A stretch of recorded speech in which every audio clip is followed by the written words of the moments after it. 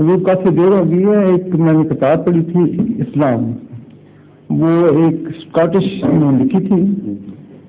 وہ پرشیا میں کچھ دیر رہے اور فارسی کی حاصل کیا، پھر وہاں پر پروفیسر لگے.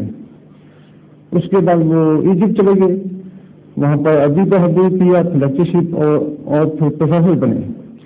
ریٹائر ہونے کے بعد انہوں نے ایک کتاب لکھی اسلام. میں نے پڑھا تھا.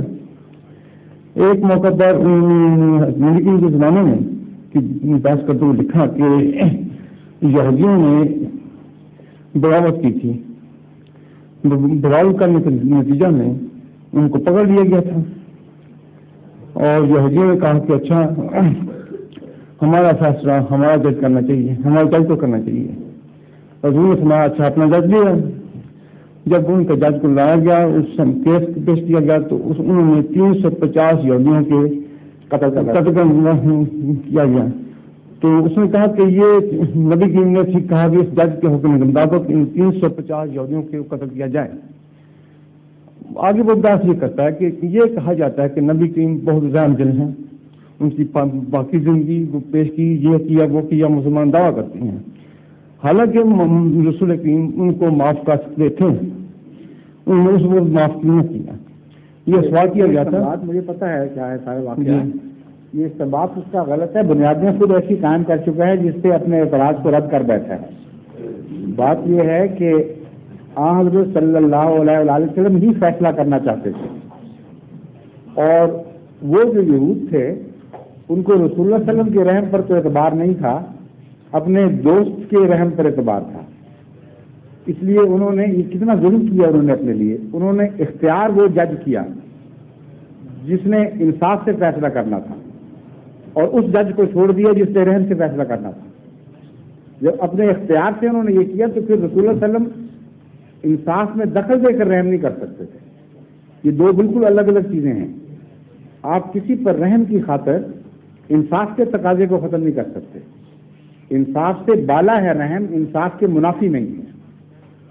اس لیے اگر یہ اصول طور پہ طے ہو گیا کہ ایک جج فیصلہ کرے گا اور وہ آربیٹر ہے جس کی اپیل نہیں ہوتی، اگر اس کی اپیل ہو سکتی تو پھر رسول اللہ علیہ وسلم پر آ جانی تھی. اسی سے تو ڈرتے تھے وہ یہودی.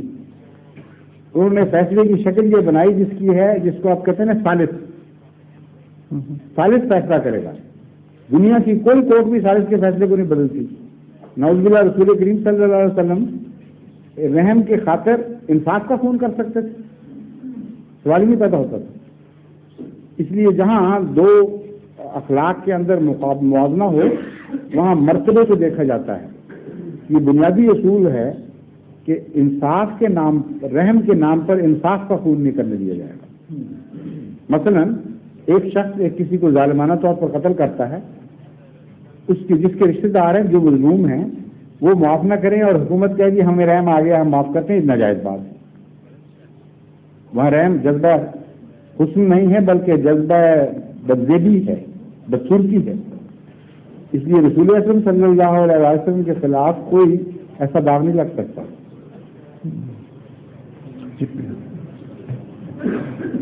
سمجھ گئے ہیں؟ سمجھ گیا. اچھا شکریہ.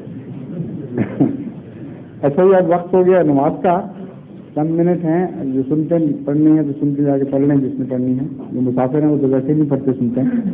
تو میں ابھی آتا ہوں 10 منٹ کے اندر انشاءاللہ. السلام علیکم. ظہور مہدی آخر زمان